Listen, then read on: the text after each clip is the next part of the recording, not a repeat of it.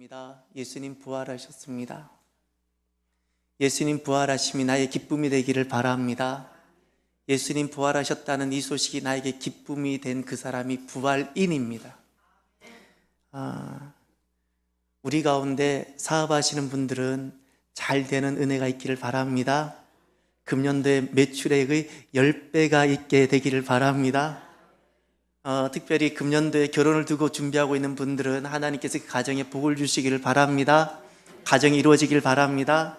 자녀를 기다리고 있는 가정에게는 하나님께서 태문을 열어주셔서 생명의 은혜를 주시기를 바랍니다. 여러분, 우리가 살아가면서 기쁨을 많이 얻을 수 있습니다. 저는 병원에서 버려져 본 사람입니다. 그런데 이렇게 하나님 은혜로 실은 뼈가 썩어져 없었어야 되는데 저는 지금 여러분 앞에 이렇게 서 있습니다. 기쁘지 않습니까? 기쁜 척이라도 해 주십시오. 남의 일이라고 그렇게 있을 수 있나요? 저는 의사가 포기했던 사람이에요. 그래서 저는 전에도 한번 말씀을 드렸죠. 살아가다가 아플 수 있는 것도 이제는 저는 감사하다고. 그 은혜가 너무 감사해서.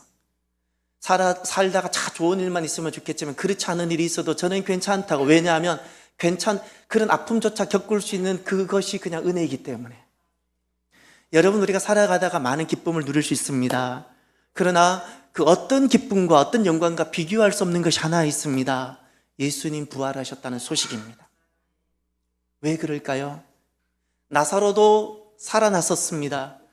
근데 나사로가 살아난 것, 또 우리가 의사에게 버림받았다가 다시 한번 깨어나 본 것, 살아난 것, 내 자녀에게 좋은 소식이 있는 것, 여러 가지 살아가다가 사업에 기쁜 소식이 있고 내 질병에 떠나가는 기쁜 소식이 있는데 이것과 예수님 부활하셨다는 것과 무엇이 다를까요? 예수님께서 부활하셨다는 것은 우리 인생이 가지고 있는 그 모든 근본적인 문제, 모든 슬픔, 모든 저주, 모든 사망을 이기셨다는 뜻입니다. 더 이상 예수님의 그 부활에는 더 이상 슬픔이 없고 더 이상 사망이 없어요. 이제 보세요. 저는 이렇게 다시 살아났지만 저는 또 다시 죽게 될 것입니다. 나사로가 다시 살았지만 나사로는 또 죽게 됩니다. 어떤 인생도 예수님이 아니고는 그 저주에서 벗어날 인생이 없습니다. 어떤 인생도 슬픔 없이 살아갈 인생, 슬픔 가운데 다 그렇게 살아가게 됩니다. 그런데 예수님 부활하시고 나면, 그 부활하신 예수님이 나에게 오면 인생은 그렇게 슬픔이 많았는데, 염려가 많았는데 그게 사라져가요. 사라져가요. 담대해져요. 나는 아무런 변화가 새롭게 삶의 변화가 있는 건 아니었는데 내 마음에 변화가 일어났어요. 삶은 그대로인데 변화가 일어났어요. 변화가 일어나요. 예수님의 부활은 사망을, 마귀가 붙잡고 있었던 그 사망을 사망케 한 승리입니다. 우리를 두렵게 하는 그 모든 것을 무너뜨린 승리입니다. 그래서 예수님 부활은 완전한 승리입니다. 오늘 이 부활의 기쁨이 우리들에게 있게 되어지기를 바랍니다. 그래서 예수님이 부활이 있는 그 사람이 진짜 부자입니다. 왜냐하면 어떤 권세를 가지고 어떤 많은 것을 가져도 내 안에 있는 저주를 이길 수 없기 때문에 그렇습니다. 어떤 학생이 아무리 공부를 많이 해도 그것으로 그의 인생이 준비가 안 됩니다. 그런데 예수님 부활이 있게 되어지면, 부활을 소유한 사람은 하늘에 있는 그 모든 것을 그때부터 공급받고 보호받으며, 그 생명을 보호받으며 하나님께서 인도해 주세요. 그래서 진짜 부활을 소유한 사람이 부자인 줄 믿으시길 바랍니다. 진짜 부활을 소유한 사람이 능력자인 줄 믿으시길 바랍니다. 진짜 부활을 소유한 사람이 행복한 사람입니다. 왜 부활이 능력이고 부활이 부자고 부활이 우리를 행복하게 할까요?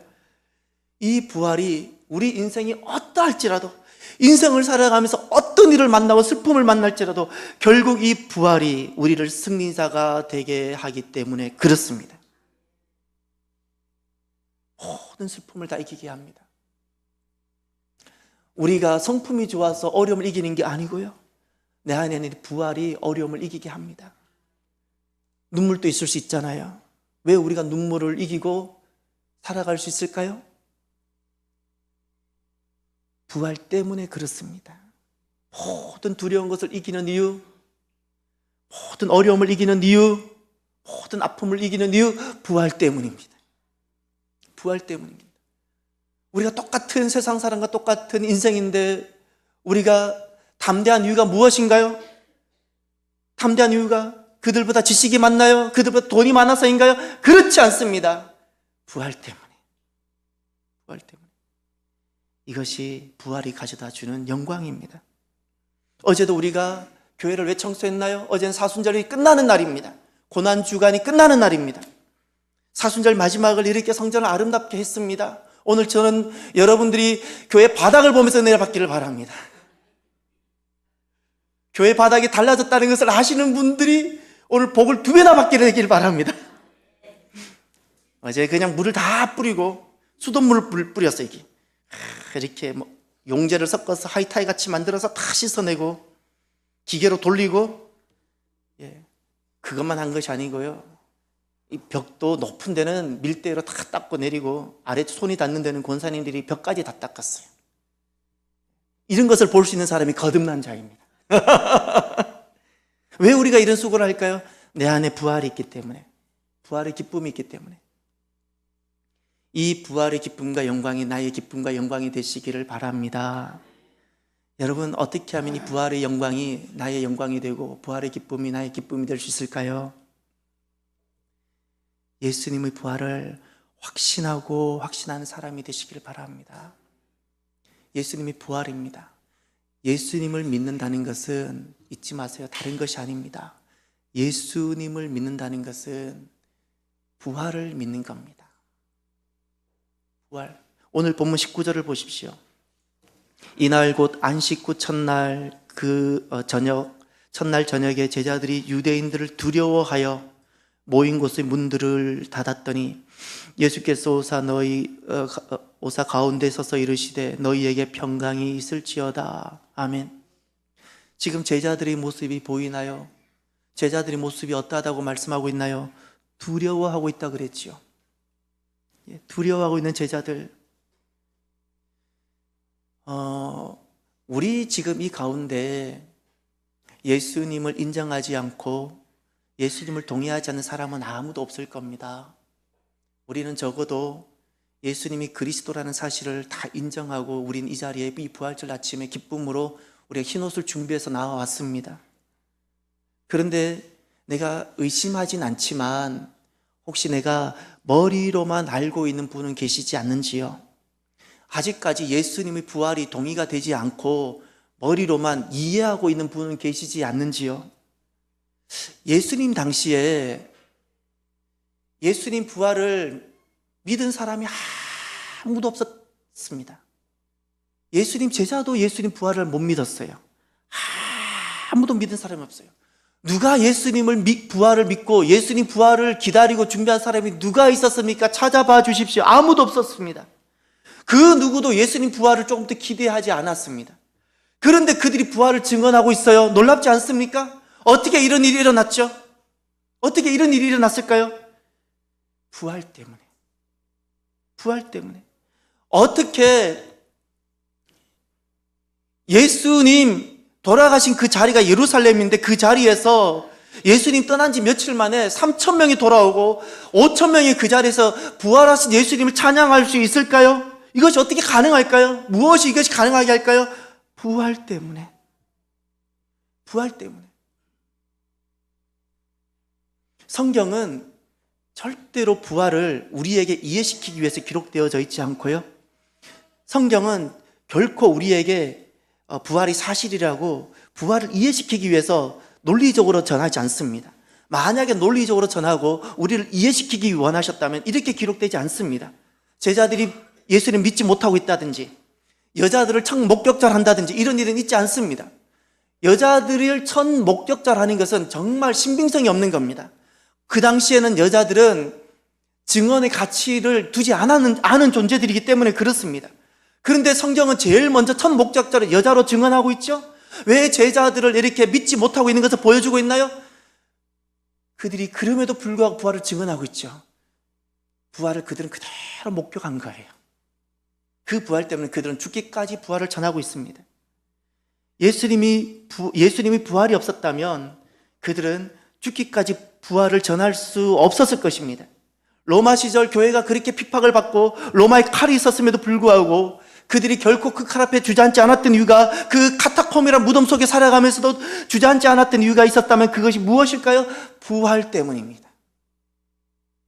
언더우드 선교사님, 아펜셀러 선교사님이 이 땅에 처음 왔을 때 1885년 부활절 아침이었습니다. 그 당시 세상의 끝은 아시아였고 아시아의 끝은 조선이었습니다. 온 서구 사람들이 아프리카는 다 가봤고 남아메리카는 다 가봤는데 가보지 못한 미지의 땅이 아시아였고 아시아 끝이 조선이었습니다. 그런 땅 끝을 가는 마음으로 주님 보내심을 받아 주님께서 가라고 하시는 대로 그렇게 온 것입니다. 부활절 아침에 임천 제물포항에 발을 내디뎠습니다. 눈에 보이는 것은 정말 아무것도 없었다고 고백했습니다. 정말 이 땅이 소망이 없어 보였습니다. 풍토병으로 선교사님 자녀들이 죽어갔습니다. 그런데도 그들은 떠나지 않았습니다. 양화진에 가면 수많은 선교사님 자녀들이 거기에 있습니다. 불과 며칠, 불과 몇 개월, 언더우드 선교사님은 이렇게 기록하고 있습니다. 주여, 지금은 아무것도 보이지 않습니다. 주여, 지금은 아무것도 보이지 않습니다. 아무것도 보이지 않는 땅인데 어떻게 그 모든 일들이 가능했을까요? 부활 때문입니다. 부활 때문입니다. 내 인생을 볼 때 아무것도 보이지 아니하고 우리 가정을 볼 때 어떤 희망을 둘 수 없고 내가 있는 어떤 곳에 볼 때 아무것도 보이지 않을 수가 있지요. 그러나 부활이 있다면 모든 것이 가능한 줄 믿으시기를 바랍니다. 언더우드 선교사님은 이렇게 고백합니다. 주여, 지금은 아무것도 보이지 않습니다. 그러나 이곳이 머지않아 은총의 땅이 되리라는 것을 믿습니다. 어떻게 그 고백이 가능했을까요? 부활이 있기 때문에. 부활이 있기 때문에.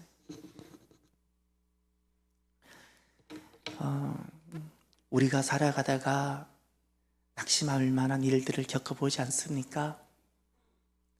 시험 들 만한 일들을 겪어보지 않습니까? 그것을 이길 수 있는 이유가 무엇 때문인가요? 부활 때문입니다.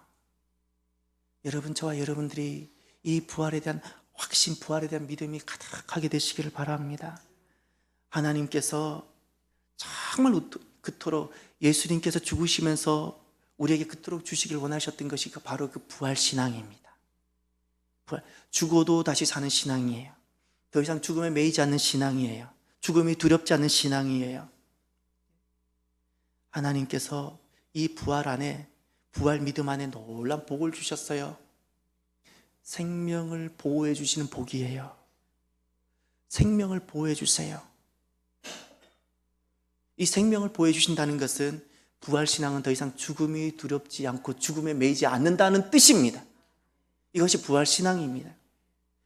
죽음의 문제를 극복하게 해주세요. 이때부터 진짜 신앙생활이 되어지는 거예요. 이때부터 하나님께서 이끄시는 놀라운 풍성한 삶이 시작되어지는 거예요. 이 부활 안에 있는 복을 누리게 되시기를 바랍니다. 하나님께서 생명을 보호해 주시고 그뿐만 아니라 하나님께서 공급해 주시고 그의 삶을 결국 승리하게 해주시는 이 놀라운 부활 안에 있는 복을 그 믿음으로 누리는 귀한 저와 여러분이 되시기를 바랍니다. 그러면 주님께서 그 부활신앙을 갖기를 그렇게 원하시는데 그 부활신앙을 갖게 하기 위해서 주님께서 우리를 초청하는 길이 하나 있습니다. 그것이 십자가의 길입니다. 저와 여러분들이 십자가의 길을 믿음으로 걸어가는 저와 여러분이 되시기를 바랍니다. 21절을 보십시오. 21절.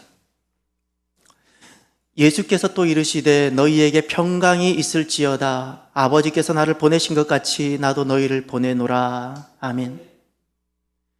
지금 예수님께서 제자를 보내신다고 말씀하십니다. 지금 이 장면은 부활하신 예수님께서 제자 공동체를 처음 보는 장면입니다. 부활하신 예수님을 처음 만나는 겁니다. 죽으셨을 거라고 생각했는데 다시 사신 예수님을 지금 만나는 겁니다. 만났더니 제자들이 어떻게 될까요? 먼저 기쁨이 충만해졌어요. 두려웠는데 기쁨이 충만해져요. 그리고 평강이 있게 되어져요. 전에는 두려웠는데 기쁨이 충만해졌고, 전에는 염려가 가득했는데 이젠 평강이 가득하고, 그리고 한 가지가 더 있게 되어졌어요. 그것이 부활하신 예수님을 만나고 나니 이제는 주님이 말씀하신 대로 그 사명을 주님을 위해 한번 살아보고 싶은 거예요. 주님을 위해 살고 싶어져요. 이것이 십자가의 길이에요. 예수님께서 하나님이셨는데 이 땅에 오셨지요. 하나님이신데 이 땅에 오셨고 그리고 십자가를 지셨어요. 이것을 오늘 본문에 예수님께서 무엇이라 그렇게 표현하셨냐면 아버지께서 나를 보내신 것 같이 그랬어요. 하나님이신데 사람으로 오셨고 사람이 되셔서 십자가 지신 이 사건을 아버지께서 나를 보내셨다 그랬어요. 그리고 그 예수님께서 제자들에게 처음 만난 그 자리에서 제자들에게 나도 너희를 보낸다 말씀하셨어요. 그러면 예수님께서 나도 너를 보낸다 했을 때 그 보낸다는 것은 무엇일까요? 어떤 낯선 길을 한번 가보라는 뜻일까요? 아니요. 십자가입니다. 십자가의 길입니다. 십자가의 길을 걸으라고 초청하시는 것입니다. 십자가의 그 길은 승리하신 주님께서 우리에게 정말 사랑 가운데 주시는 선물 중의 선물입니다. 왜냐하면 십자가에서 피어나는 꽃이 딱 하나가 있습니다. 십자가에서만 피어납니다. 부활입니다. 십자가의 길을 걸어가는 자만이 그 부활을 경험하고 십자가의 길을 걸어가는 자만이 부활의 승리가 있게 되기 때문에 그렇습니다. 그래서 주님께서 이 제자 공동체를 처음 만나는데 이들에게 목격하게 해주심으로 믿음을 더하게 하신 다음에 주님께서 이들에게 십자가의 길로 초청하십니다. 십자가의 길로 초청하세요. 너는 내가 말하는 대로 따라올 수 있겠느냐? 그것이 복인 줄 믿겠느냐? 그러면 너는 내가 말하고 내가 너에게 부탁하는 것을 해보지 않겠느냐? 이 주님께서 우리에게 맡기시는 이 십자가의 길이 여기에 부활이 있고 승리가 있고 영광이 있고 여기 회복이 있고 여기 약속이 있는 것입니다. 그래서 살아가면서요, 내 눈에 좋아 보이는 대로 가는 것이 복이 아닙니다. 잊지 마세요. 내 눈에 좋아 보이는 대로 가는 것이 복이 아니라 부활이 약속된 주님께서 나에게 걸어가게 하시는 길이 하나 있어요. 주님께서 걷게 하시는 길이 있어요. 그 길이 복인 줄 믿으시기를 바랍니다. 베드로는 주님께서 이렇게 설명하셨어요. 너는 젊었을 때는 너가 원하는 대로 다녔다. 그러나 늙어서는 사람들이 너에게 띠를 띄울 것이다. 너가 원하지 않는 곳으로 데려갈 것이다. 그렇게 말씀하셨어요. 그 뜻은 베드로가 젊었을 때는 부활하신 주님을 만나기 전이에요. 부활신앙이 없을 때에는, 주님을 따라도 부활신앙이 없을 때는 자기가 원하는 대로 살았다는 거예요. 그러나 늙어서는이란 뜻은 부활하신 예수님을 이제 알게 되고 그 부활신앙인으로 살아갈 때를 말하는 거예요. 부활신앙으로 살아가는 사람이 장성한 사람이고 부활신앙인으로 살아가는 사람이 성숙한 사람인데 늙어서는 남이 너에게 띠를 띄우고 너가 원하지 않는 곳으로 데려간다라는 것은 주님께서 이끄신 대로 순종하며 간다는 뜻입니다. 더 이상 내가 원하는 대로 살지 않는다는 거예요. 무엇이 복인가요? 내가 원하고 내 계획대로 되어지는 것이 복이 아니라 부활이 약속된 주님께서 이끌어 가시는 그 십자가의 길이 복인 줄 믿으시기를 바랍니다. 하나님께서 우리에게 분명히 나에게 부르시고 나에게 맡기신 십자가의 길이 있어요. 이 길을 한 걸음 한 걸음 믿음으로 걸어가는 저와 여러분이 되시기를 바랍니다. 끝으로 이 십자가의 길을 우리가 그러면 어떻게 승리하며 걸어갈 수 있을까요? 우리 힘으로는 가능할까요? 그렇지 않습니다. 그래서 우리가 날마다 이 부활의 영광을 누리며 이 십자가의 길을 부활의 믿음으로 걸어가기 위해서는 딱 한 가지가 필요합니다. 부활하신 주님과 동행하시는 겁니다. 부활하신 주님과 동행하시길 바랍니다. 22절을 보십시오. 함께 보시겠습니다. 이 말씀을 하시고 그들을 향하사 숨을 내쉬며 이르시되 성령을 받으라. 너희가 누구의 죄든지 사하면 사하여질 것이요 누구의 죄든지 그대로 두면 그대로 있으리라. 아멘. 주님께서 성령을 받으라 제자들에게 말씀하셨어요. 그리고 죄의 사함에 대해서 말씀하셨어요. 죄 사함에 대해서 죄가 사해지는 것에 대해서 말씀해 주셨어요. 제자들이 귀가 번쩍 뜨이는 말씀을 해주셨어요. 성령을 받으라. 죄라는 것은 인생 스스로 해결할 수 없는 바로 어떤 것을 말하는 겁니다. 그 죄 때문에 사람은 죽게 되는 겁니다. 그것이, 그 문제가 해결되는 것을 말씀해 주셨습니다. 사람은 어떻게 지어졌을까요? 사람은 하나님께서 생명으로 지으셨습니다. 흙으로 지어진 존재인데 하나님은 이 흙으로 지어진 존재를 살아있는 영이 되게 하셨습니다. 우리가 죽었다는 것은 흙으로 지어진 육이 죽었다는 것이 아닙니다. 하나님께서 사대교회를 보셨을 때 사대교회가 죽었다 그랬을 때는 거기에 있는 성도들이 육이 죽었다는 것이 아닙니다. 살아있는 영인데 살아있는 영이 죽었다는 것입니다. 사람이 운동을 해서 몸이 너무너무 건강할지라도 사람은 육만 있는 것이 아니라 살아있는 영인 생명인데 살아있는 영이 죽으면 하나님이 보실 때는 그렇게 건강한 몸을 가지고 있을지라도 죽은 자입니다. 죽은 자입니다. 살아있는 영인, 생명인 사람은 생명인데 생명은 다른 어떤 것으로도 살아있지 못합니다. 땅으로부터 나는 아무리 좋은 것을 먹어도 육은 배부를지 몰라도 영은 그것으로 살지 못합니다. 영은 언제 살게 되나요? 그것은 부활하신 예수님과 내가 동행할 때입니다. 부활하신 예수님과 나에게 함께 살아갈 때 내가 내 영이 살게 되어집니다. 오늘 본문에 성령을 받으라 그랬는데 그 성령님은 누구인가요? 부활하신 예수님의 영입니다. 부활하신 예수님의 영과 내가 함께 할 때 내가 살아있는 자가 되는 겁니다. 예수님은 살아계시고 그 살아계신 예수님과 내가 함께 할 때 내가 살아있는 자가 됩니다. 오늘 저와 여러분들은 누구와 함께 하기를 원하십니까? 많은 사람들은 인맥을 관리하고 살아가죠. 저들이 없으면 내가 망할 것 같고 저의 도움이 없으면 내가 안 될 것 같아서 사람들이 끊임없이 이 사람 저 사람 붙잡고 살아갑니다. 요 손을 놓지를 못합니다. 나는 내가 내 손에 붙잡고 있는 것이 무엇인가를 보십시오. 예수님이시길 바랍니다.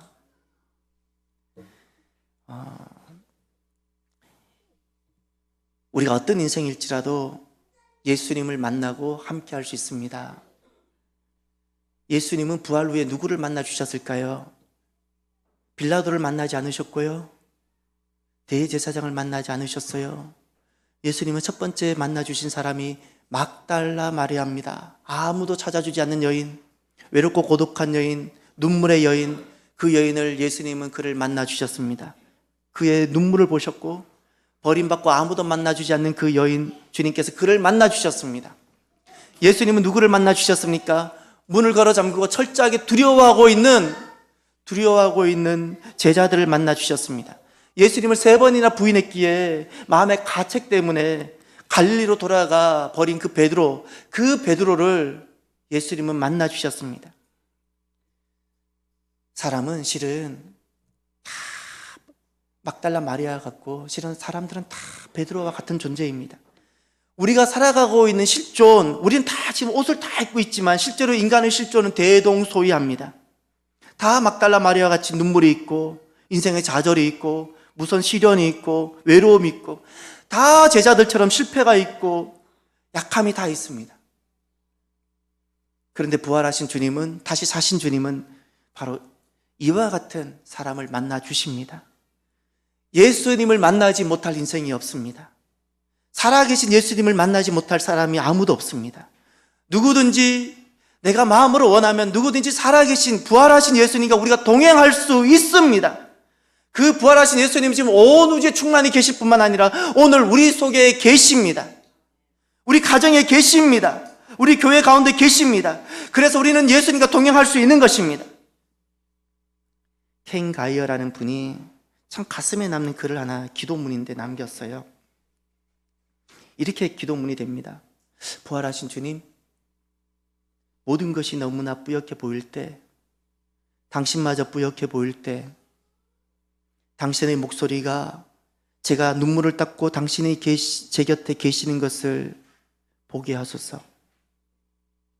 제가 왜 우는지 알고 싶어 하시고 제 상처가 무엇인지 알고 싶어 하시고 제 눈에서 눈물을 닦아주고 싶어 하신다는 것을 보게 해 주옵소서. 감사합니다. 부활의 주님, 거기에 계심을 감사드립니다. 그리고 저를 떠나시거나 버리지 않고 제 삶의 가장 어둡고 추울 때도 함께 계심을 감사드립니다. 부활하신 주님, 주님께서 내 눈물을 닦아주길 원하시고요, 우리를 버리시거나 우리를 떠나지 않고 내 삶에 가장 춥고 어두울 때 함께 계시는 분이세요. 그 예수님은 살아계시고 그 살아계신 주님이 지금 나와 함께 하세요. 저는 언제부턴가 부활절이 되면 항상 부활주일이 아니라 항상 제 가슴 속에 떠나지 않는 찬양이 하나 있어요. 찬송가 162장인데 저는 이 가사가 너무너무 좋습니다. 부활하신 구세주 나 항상 섬기네, 온 세상 조롱해도 주 정령 사셨네, 그 은혜로운 손길 부드러운 음성, 주 예수 나와 함께 늘 계시네, 예수 예수 늘 살아계셨어, 예수 예수 늘 살아계셔서 주 동행하여 주시며 늘 말씀하시네, 예수 예수 내 구세주 예수 내 맘에 살아계시네, 늘 살아계시 예수 예수 예수 예수 늘 주 동행하여 주시며 주 동행하여 늘 말씀하시네 예수 예수 내 구세주 예수 내 맘에 살아계시는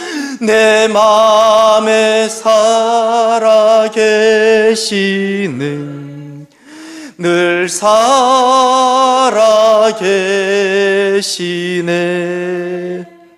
이 찬양이 너무 좋아요.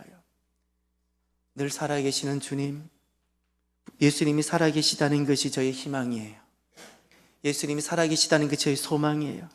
그 예수님 때문에 무엇도 가능해요. 오늘 부활하신 주님이 우리 안에 늘 살아계시기를 바랍니다. 부활 안에 있는 그 영광에 충만하게 되기를 바랍니다.